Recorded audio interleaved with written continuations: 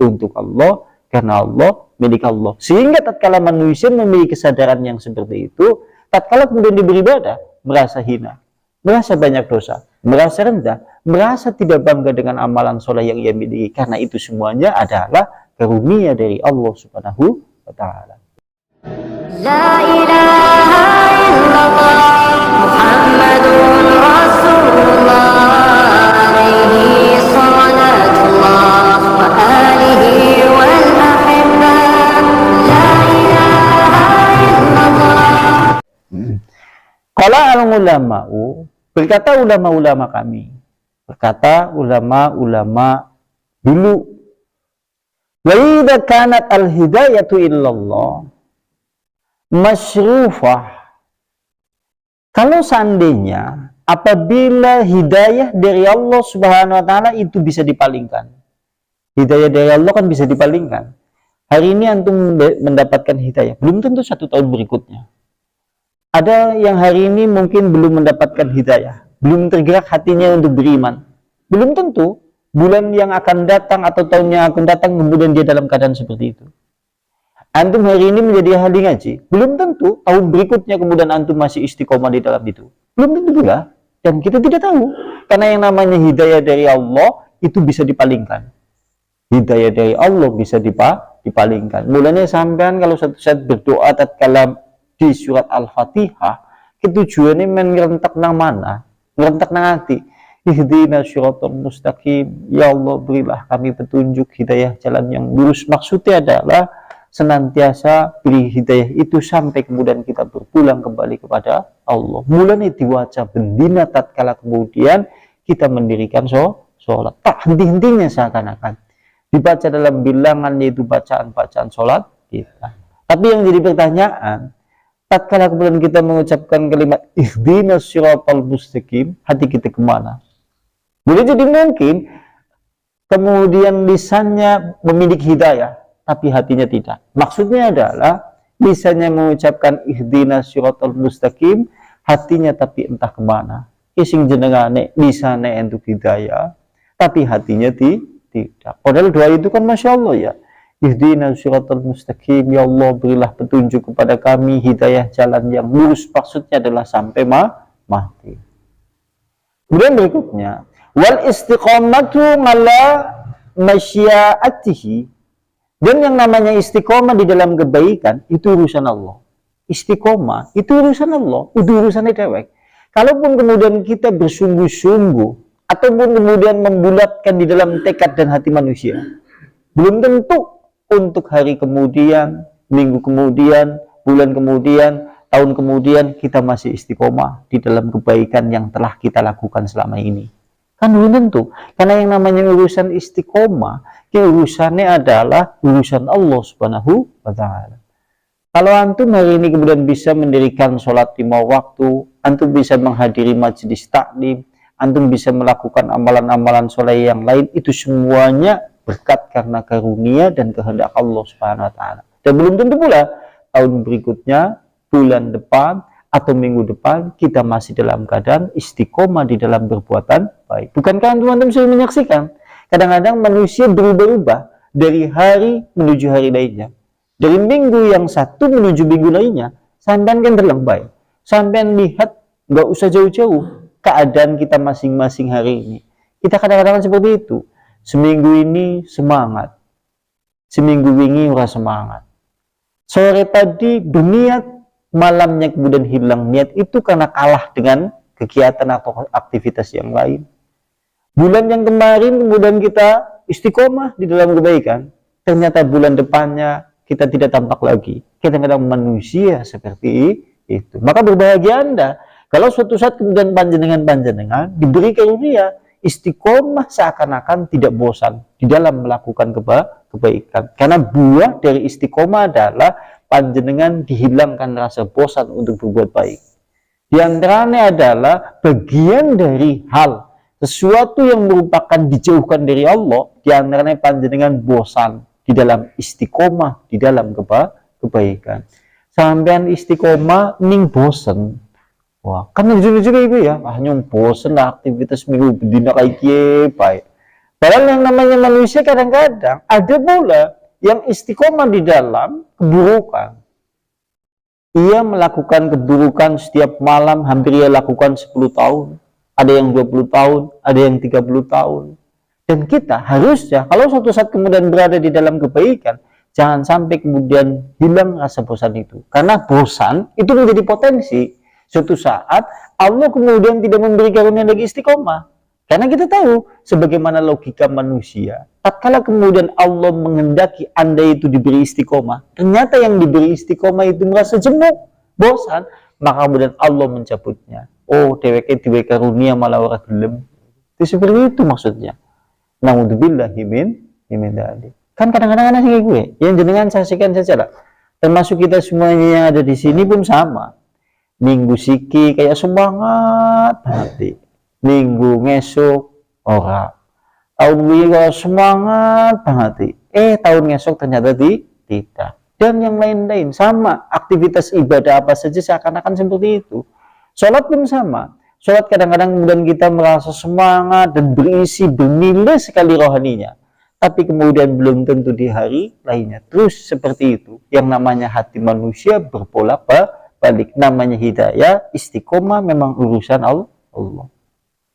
Wal ngakibatu mughibah, yang namanya kemudian kesudahan hidup atau akhir hidup manusia itu sesuatu yang gaib.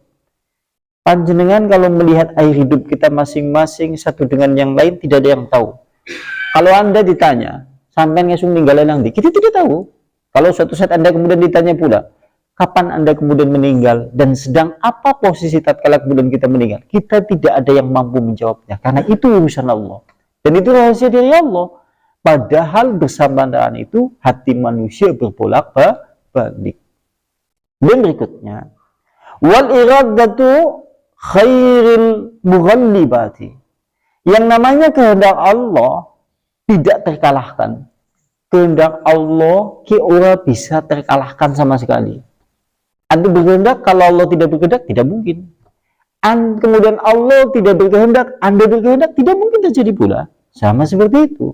Tapi bukan berarti seperti itu kemudian panjenengan jadi putus asa. Lah, nek Allah berkehendak ya aku berbuat soleh. Sikinya menembala, berarti Allah berkehendak. Kadang-kadang anak sing jangan sampai kemudian jangan tertipu dengan poin-poin ini, karena ada yang tertipu atau kemudian terpedaya oleh satu keyakinan yang benar, tapi cara kemudian menanggapinya salah. Contoh orang yang berkeyakinan seperti ini, sampai ora sholat, lah, siki Allah menghendaki aku kon ora sholat, itu udah menjenengan. Betul udah. Di suatu saat, jadi siki anak wong ora sholat, siki anak wong nyolong misal, siki anak wong nyolong, anak wong nyolong ayam, sampai nih nyolong ayam, Allah berkehendak nyongko nyolong. Nah, ini keyakinan benar, tapi caranya kemudian salah. Karena kita tahu Allah berkehendak pada dasarnya kepada hamba menghendaki kebaikan semuanya. Allah janjinya menghendaki kepada hamba kebaikan semuanya. Bersamaan dengan itu Allah juga memberi kebebasan dua jalan. Anda itu diberi kebebasan untuk berjalan di jalan yang jelek, untuk kemudian berjalan di jalan yang baik. Silakan antum milih.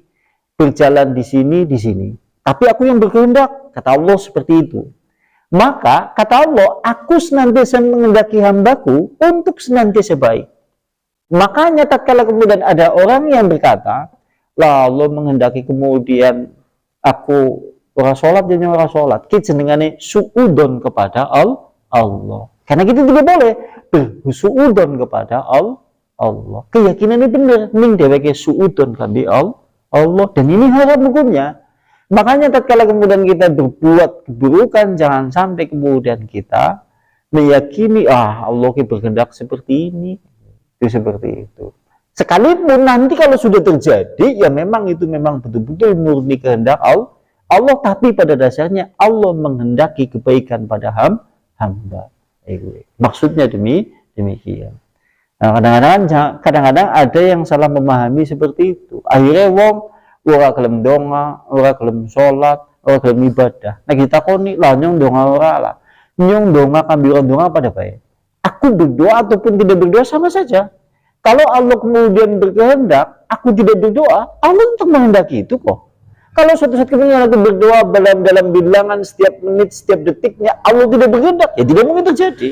Logika seperti ini kan katanya benar ya, tapi janjiannya salah gede. Karena Allah memerintahkan kita untuk berdoa. Dan pengabulan Allah ada yang manusia tidak mengetahuinya. Di antaranya adalah Allah tunda pengabulan doa kelak pada hari kiamat. Di antaranya kan seperti itu. Jenis-jenis pengabulan doa dari Allah Subhanahu wa taala kepada hamba. Ada doa yang cepat dikabulkan. Ada yang doa kemudian diselamatkan dari segala kemalangan. Ada doa yang memang Allah tangguhkan kelak, yaitu di yaumil akhirat. Contohnya nek sampean, ya Allah berilah aku surgamu. Kan kudu ditangguh nang mana? Kudu dikabulna tatkala dan kita berpulang kembali kepada Allah Subhanahu wa taala. Itu maksudnya demikian. Nah, dan berikutnya, oleh karena itu tujuannya poin-poin yang disebutkan dalam kitab ini, fala ta'jibu bi imanika. Tujuannya menjenengan jangan bangga, jangan takjub, jangan ujub dengan amalan keimanan kita semuanya. Oke, jenengan tujuannya mengetahui poin-poin ini, janjinya intinya adalah supaya kita tidak takjub dengan keimanan yang kita miliki. Karena yang namanya ujub tidak boleh. Ujub berarti merasa bangga dengan keimanan yang kita miliki. Wah, nek nyurai iman ambi Allah ya. Maksudnya seperti ini. Yang seperti ini yang tidak boleh. Harusnya iman itu, oh ya ini memang karunia dari Allah Subhanahu wa taala. Mulanya kalau kunci di dalam beribadah sholat misal, kalimatnya lillahi ta'ala, untuk Allah, karena Allah, milik Allah. Maksudnya untuk Allah adalah, oh iya, kalau Allah kemudian tidak memberi kekuatan aku untuk bergerak, berjalan menuju masjid, aku tidak mampu untuk sholat. Kalau Allah kemudian tidak menggerakkan lisanku untuk mengucapkan kalimat doa di dalam sholat, dan aku juga tidak akan mampu. Kalau Allah kemudian tidak memberi nafas, tidak memberi kesempatan untuk melakukan sholat, Allah juga kemudian tidak. Makanya kemudian kalimatnya itu lillah, untuk Allah, karena Allah, milik Allah. Sehingga tatkala manusia memiliki kesadaran yang seperti itu, tatkala kemudian beribadah, merasa hina, merasa banyak dosa, merasa rendah, merasa tidak bangga dengan amalan soleh yang ia miliki. Karena itu semuanya adalah karunia dari Allah Subhanahu wa taala. Bukan karunia kabeh. Harusnya, oh ya ini memang betul-betul karunia dari Allah aja. Nah, kalau aku ya orang mungkin bisa sujud. Wah, kadang-kadang kan seperti itu ya.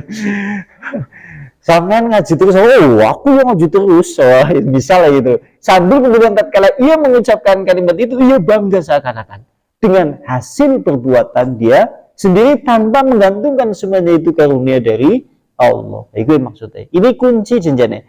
Kunci bagaimana menenangkan hati manusia, jiwa manusia, pikiran manusia, supaya lurus terpaku di dalam hal-hal yang kaitannya memang takarub kepada Allah Subhanahu wa taala, dan kesadaran penuh bahwasanya semua di dalam hidup ini adalah karunia dari Allah Subhanahu wa taala. Janjane gue malah lebih tenang gitu loh. Dan berikutnya wa amalika wa salatika wa saumika wa jami'i qarabbika. Jangan pula kemudian kau takjub dengan amalanmu, salatmu, puasamu, dan semua amal kebaikan-kebaikanmu. Tujuannya kita mengetahui semuanya ini, kita jangan takjub sekali-kali dengan segala amalan kebaikan yang kita miliki. Makanya kemudian ada hadis larangan, kita dilarang untuk ujub. Bahkan seorang ulama salafus shalih, dia berkata, adzanbu, dosa, yang dimana dosa itu aku mohonkan ampun kepada Allah, aku lebih cintai itu dibandingkan amalan yang aku merasa takjub dengan amalan itu. Kata ulama salafus shalih, perbuatan dosa, lantas kemudian aku memohon ampun kepada Allah Subhanahu wa taala, lebih aku cintai itu dibandingkan amal soleh yang aku takjub dengan amal soleh itu. Takjub nang kene maksudnya adalah bangga diri, bangga hati, merasa dia kemudian seakan-akan memiliki amal soleh itu. Maksudnya demikian.